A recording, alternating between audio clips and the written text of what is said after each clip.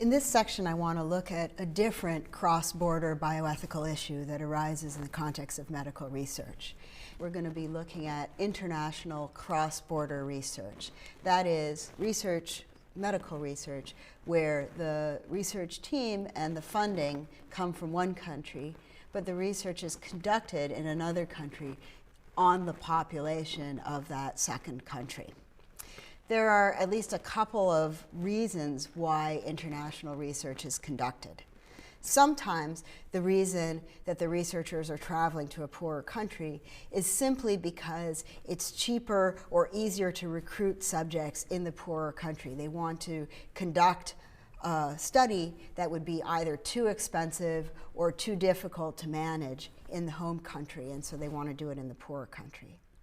The other kind of case is one where the reason that the research is being done internationally is because the research question is specifically a question about local conditions and local treatments elsewhere.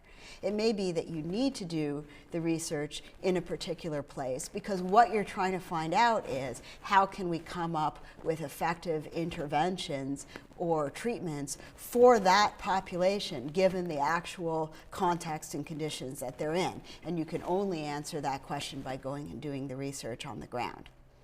Now, when we turn to ethical issues in international research, the first kind of research, the kind where you're just going abroad because it's cheaper or easier to do the research abroad, it's more obvious that that research is ethically problematic.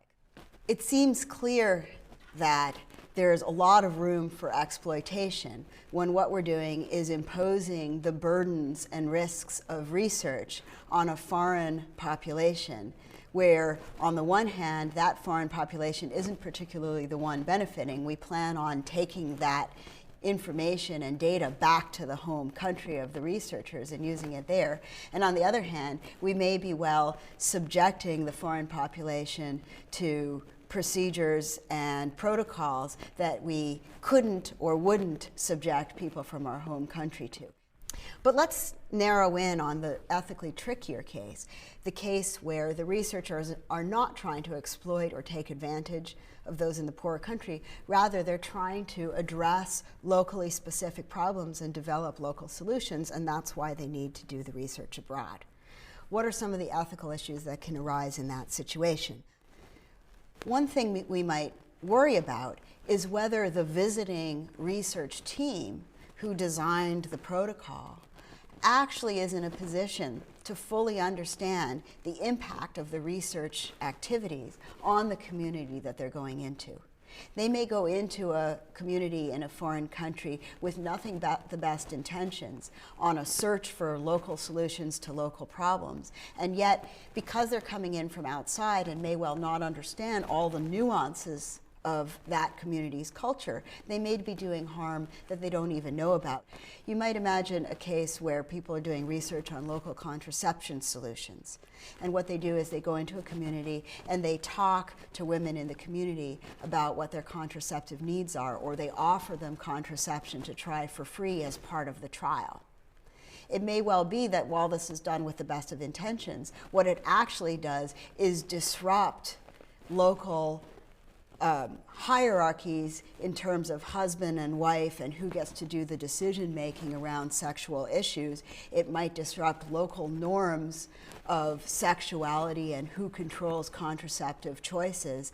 And it might in fact put those women who are in the study at risk for abuse and other forms of rejection from their husband or from their community members. This is actually a real risk. This is just one example of the kind of cultural nuance that might be just hard to pick up on from the outside, from thousands of miles away when we design a protocol. So there are ethical risks inherent in going into a different culture and doing our research. Another thing we might worry about is informed consent. When you have a team of researchers from highly scientifically sophisticated, highly scientifically literate, wealthy countries going into a developing country and asking participants to give their informed consent to participate in the research, somehow or other, they need to guarantee that those participants understand what it is that they're agreeing to do.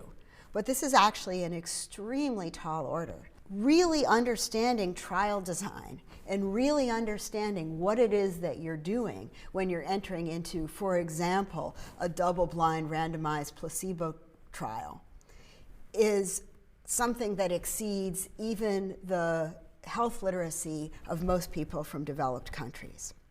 For example, people even from developed countries have a very difficult time understanding when they enter a placebo trial that they really might get no treatment at all, and that whether they get treatment or no treatment doesn't depend on anything about their personal medical situation, but is really just the random luck of the draw. Even when you explain placebo trials to research participants very carefully, when you ask them later what it is that they agreed to do, they tend to have what gets called the therapeutic misconception. They tend to describe it as, well, my doctor will put me into whichever trial arm he or she thinks will benefit me most. And I'm doing this research in order to benefit me because my doctor thinks it's good for me. Very hard to get people to understand that research may come with no benefit or no treatment whatsoever.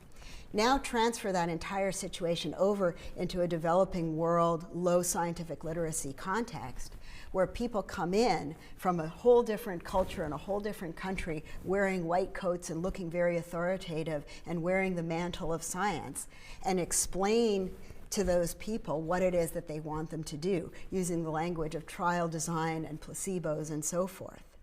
It's nearly impossible to expect that they're going to get really good quality informed consent out of those research participants. And then you have to add on the fact that the people coming in and doing the explaining have a whole lot of extra cultural authority just in virtue of being scientists